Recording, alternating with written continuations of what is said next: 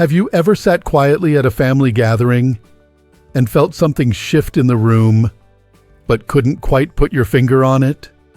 Maybe it was a glance that lasted a little too long, or the way someone avoided eye contact with you. You left wondering, did I do something wrong? Only to spend the next few days replaying every conversation in your mind? If that sounds familiar, you're not alone. And you're certainly not imagining things. There comes a time in life, especially as we grow older, when we expect our relationships to become simpler, safer, and more grounded. We've been through the battles, raised children, worked jobs, built homes, held families together through thick and thin. But what happens when someone you raised, someone you love deeply, starts to turn people against you? What happens when your own child becomes the source of that shift in the room? It's one of the most painful emotional experiences a parent can go through. And for many, it feels like a betrayal with no name. But there is a name for it. In psychology, there's a term called flying monkeys. Strange as it sounds, the meaning is deeply serious. The term comes from The Wizard of Oz, where the Wicked Witch sent her flying monkeys to do her bidding.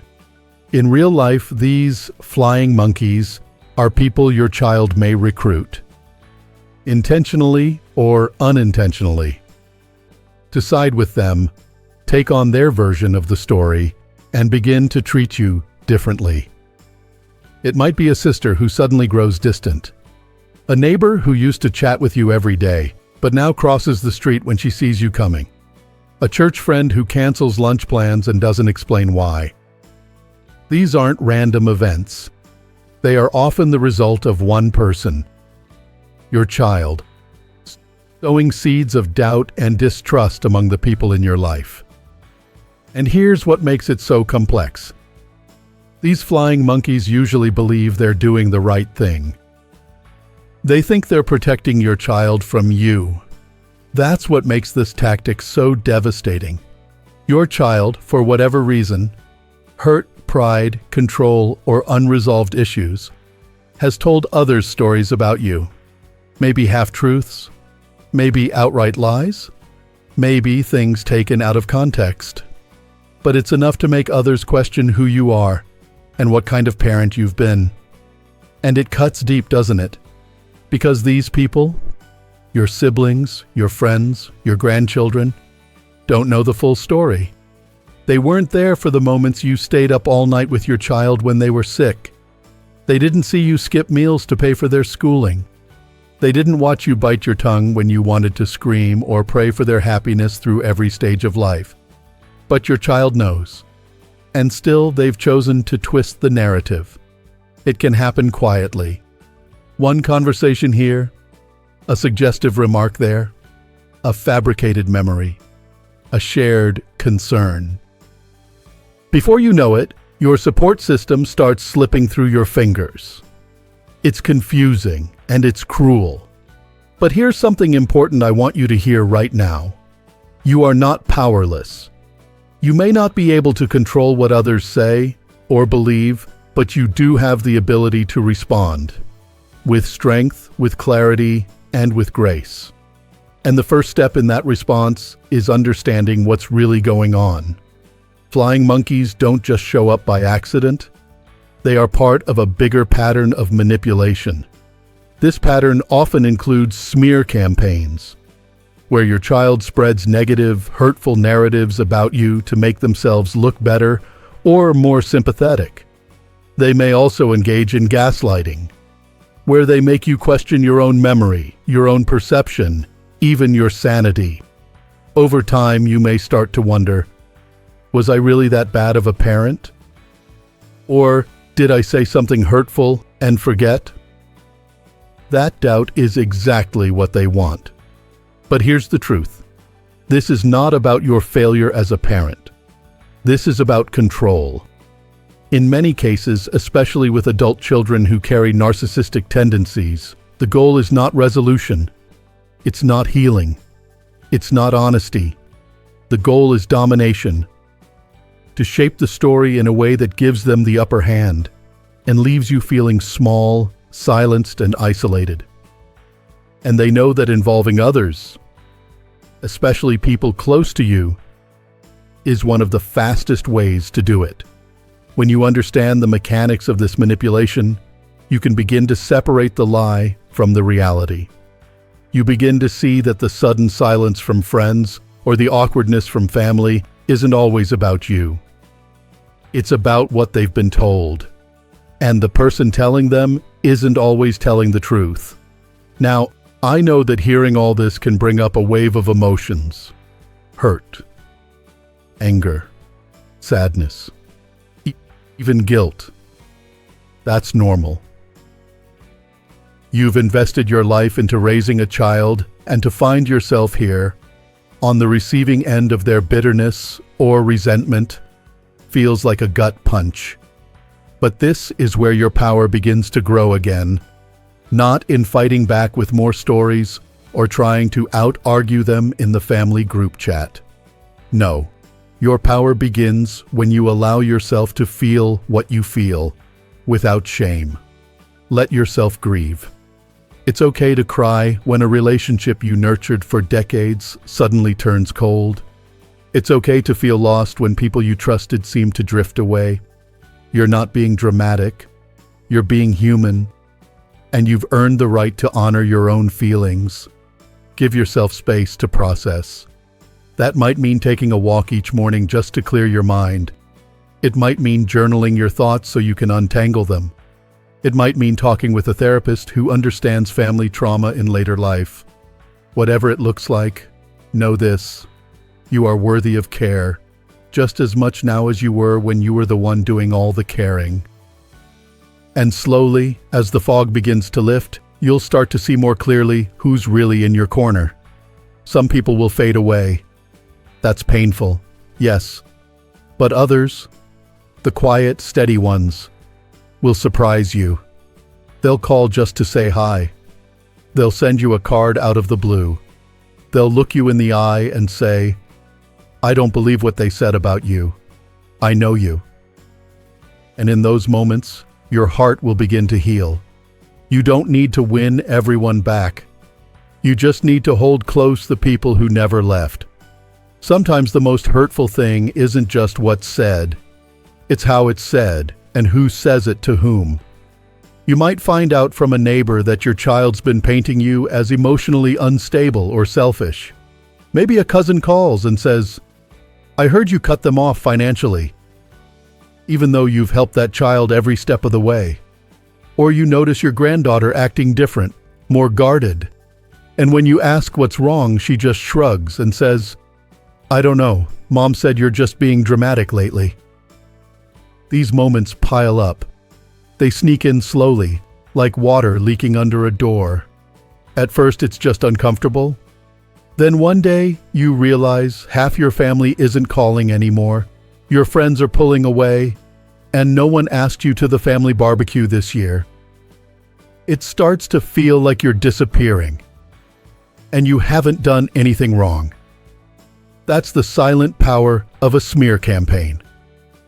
And the sad truth is, it's far more common than people realize, especially when the person spreading it is someone you love. Smear campaigns don't always start with obvious lies. Sometimes they begin with carefully chosen half-truths. A small story exaggerated here, a misinterpreted moment shared there. These tactics work not because they're dramatic, but because they sound just believable enough to stir doubt in the minds of people who care about you. That's the trick. Your child may say things like, "I'm worried about Mom. She's been acting off lately." Or, "Dad was always kind of controlling. You just never saw it." These are phrases that sound like concern, but they carry the sting of judgment.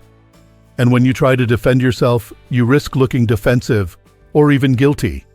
Because now you're not just talking to your child. You're responding to an entire audience that's been silently watching from the sidelines, already influenced by what they've heard. This is where gaslighting creeps in. It's a word that gets used a lot, but its effect can feel deeply personal and confusing.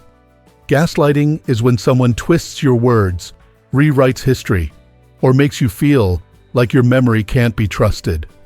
You might start asking yourself, did I really say that? Or was I too harsh? Even when deep down, you know you were doing your best. Gaslighting works by targeting your sense of reality. If someone keeps telling you that you're forgetful, unreasonable, or emotionally unstable long enough and often enough, you start to believe it. Especially when others begin to mirror that narrative back to you. Suddenly, it's not just your child making accusations. It's your sister saying, "You really ought to let things go." It's your friend asking, "Why don't you just apologize and make peace?" You begin to feel like you're standing in a crowded room, shouting your truth, and no one's listening. It's not just painful, it's disorienting. But there's something else happening underneath all this. Something strategic. Your child is not only controlling the narrative, they're also manipulating the network of people around you. The very people you once leaned on for strength and support. That's what makes it so isolating. You lose not just one relationship, but several, all at once. And still, somehow, you're the one expected to stay calm, hold your tongue, and keep being the bigger person. You start to realize that even the most innocent relationships can be turned into weapons in the wrong hands. Family members who used to come to you for advice now tiptoe around you. Friends you've had for decades no longer trust your side of the story. And in the quiet moments, you begin to wonder if they ever truly knew you at all. But here's where things begin to shift. Because when you've been hurt this deeply, when someone tries to erase your story, you start to feel a fire inside, a quiet strength you may have forgotten you had. It's the strength that raised children, that held a household together, that survived loss, sickness, change, and heartache. It's been there all along, waiting for you to call on it again. And the first way you begin to take back that strength is by reminding yourself of what is true. What's true is that love doesn't manipulate. What's true is that healthy relationships don't require silence or submission. And what's true, most importantly, is that you still matter, even when someone tries to convince the world otherwise. You're allowed to be angry. You're allowed to feel betrayed.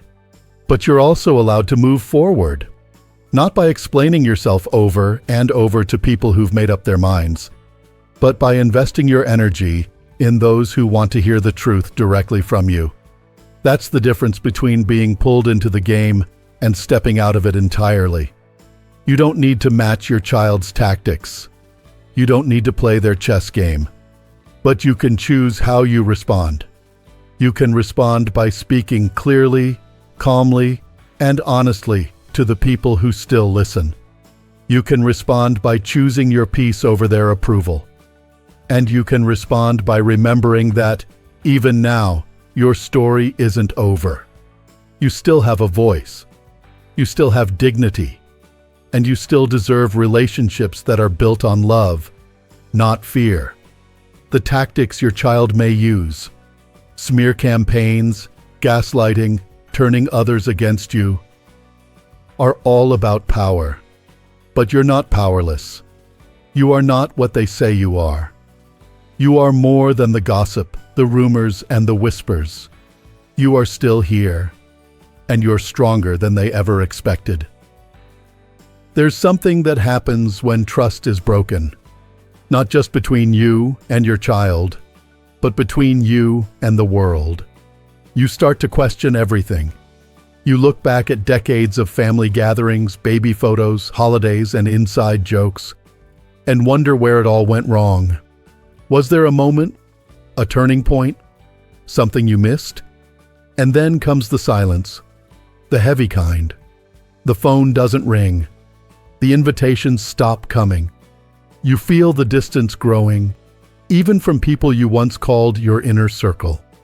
That silence can feel louder than any argument. It's not just painful. It's personal. And the worst part? Sometimes you don't even get the chance to tell your side of the story. You're left holding the pieces, wondering how to explain what's happened when you're not even sure how to make sense of it yourself. That kind of emotional whiplash, losing your child's affection and the support of others at the same time, can leave you in a haze of grief. Not just sadness, but a deep, aching grief for the relationships you thought would always be there. But here's the thing, what you're feeling isn't weakness. It's not overreaction. It's the natural human response to being hurt by someone you love. So first, give yourself permission to feel. Let the tears come if they need to. Sit with the anger, the confusion, the heartbreak. You don't have to rush through it or pretend you're fine. Healing doesn't come through denial. It comes through truth. And your truth deserves space. It's okay to admit that this hurts. It's okay to say you miss them. It's even okay to hope, deep down, that one day things might be different. But in this moment, what matters most is that you take care of you. That you begin to tend to your own heart, like a garden that's been neglected. Not because you didn't care, but because you were too busy watering everyone else's. So where do you begin? You begin by seeking out people who truly see you. People who won't demand explanations, who won't rush you to just move on, but who will sit with you, listen to you, and remind you of your worth. These people might not be the ones you expected. They might be a neighbor, a fellow volunteer, an old friend from years ago who happens to reach out at just the right time. When someone shows up for you in an honest, consistent way, hold on to them, and just as importantly, let go of the ones who disappeared. I know that's not easy. Some of those people you lost were friends you'd known for decades. Some were family. But if they turned their backs on you without ever coming to ask your side, it's worth asking. Were they really on your side to begin with? That's a question that stings, I know. But it can also be liberating. Because once you stop chasing the approval of those who never truly listened, you make room for something better. Real connection, rooted in honesty, empathy, and respect. It doesn't mean you stop loving the child who hurt you. Love doesn't just vanish. But it does mean you stop letting their version of the story define you. It also means speaking up when the time is right. There may come a moment when someone approaches you quietly. A cousin, a neighbor, even a grandchild. They might say, "I heard some things, and I didn't know what to think." That moment is not your trial. It's your opportunity to speak from a place of calm and clarity. You don't have to defend yourself. You don't need to launch into details or prove your innocence. What you can do is share your truth with grace. You can say, "I'm sorry you were put in the middle of this. That's not what I want. I'm still here. I'm open to real conversation. And I hope, if you ever have doubts or questions, you'll come to me directly." That kind of honesty disarms the drama. It cuts through the manipulation. And it reminds people of the kind of person you've always been. Steady, kind, open-hearted. In time, the people who truly care about you will see the cracks in the story they were told. The lies always unravel eventually. What lasts is your character, and the way you choose to carry yourself through the storm. But here's a hard truth. Some people won't come around. Some will hold on to the narrative that suits them, and that can feel like a second betrayal all over again. Even then, you still have a choice. You can choose to keep your heart soft, not bitter. You can choose peace, not performance. You can choose to protect your well-being above everything else. Not out of pride, but out of wisdom.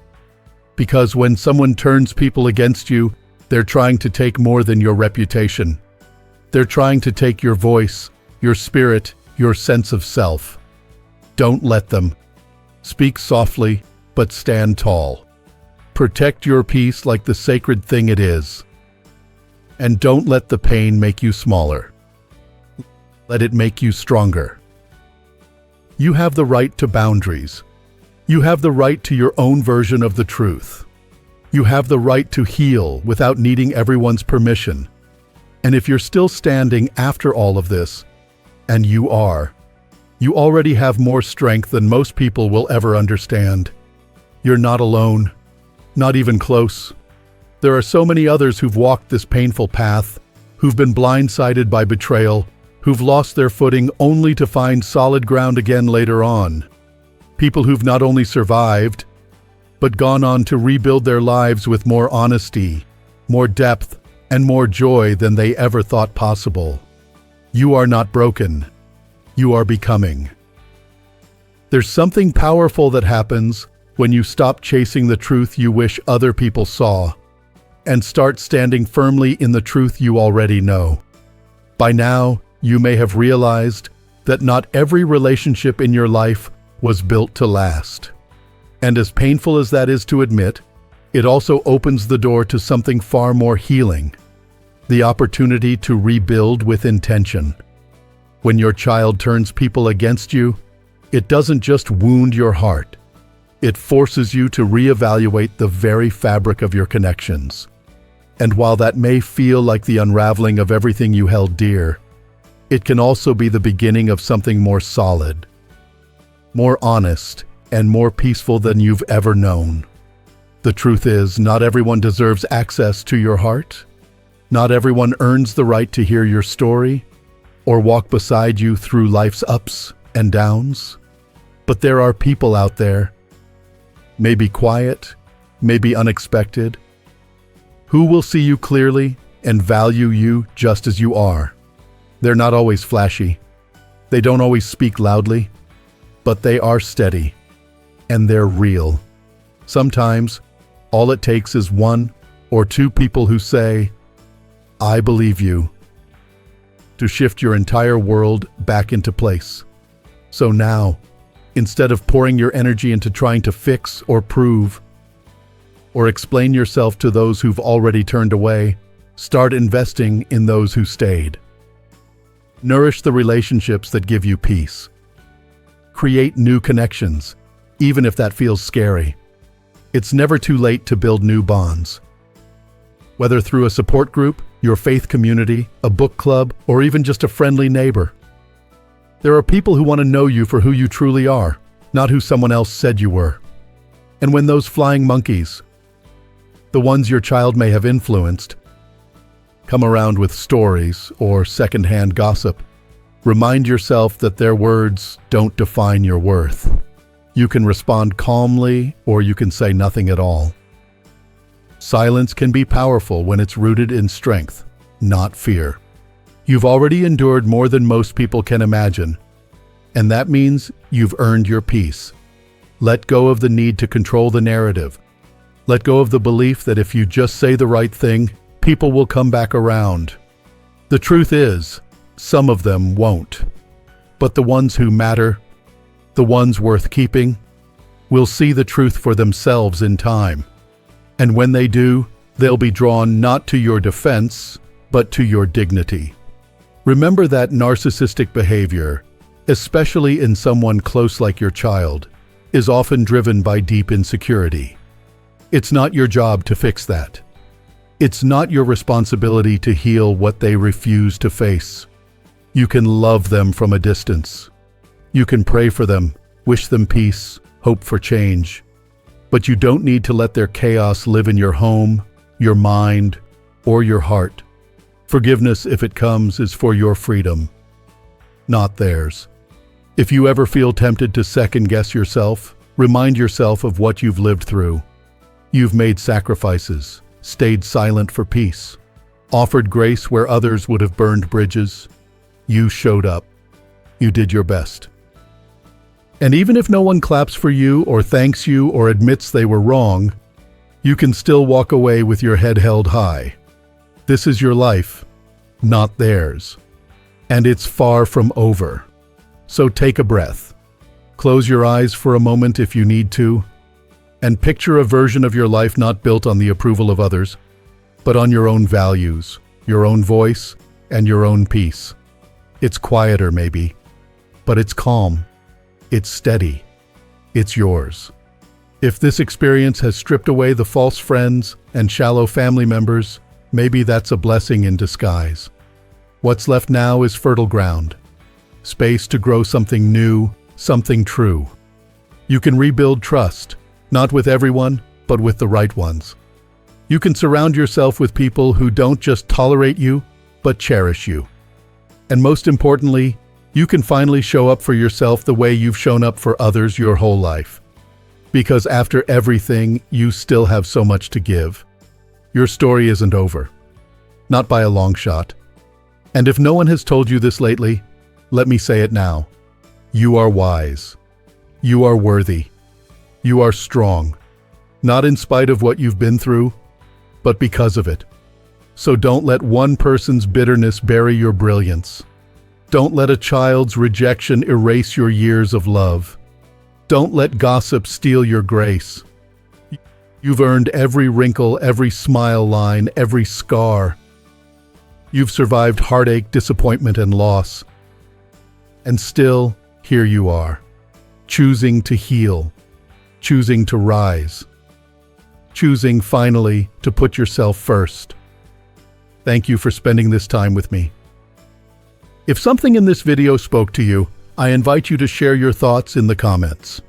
I know how hard it can be to open up, but your story could be the very thing someone else needs to hear today. And if you'd like more encouragement, wisdom, and real conversations about life after 60, go ahead and subscribe to our channel, Strong Elderly Life. This is a place for strength, for healing, and for reclaiming joy. No matter your age or what you've faced, here's to living your best life, on your terms, in your truth, and with more peace than ever before. You deserve that. You always have.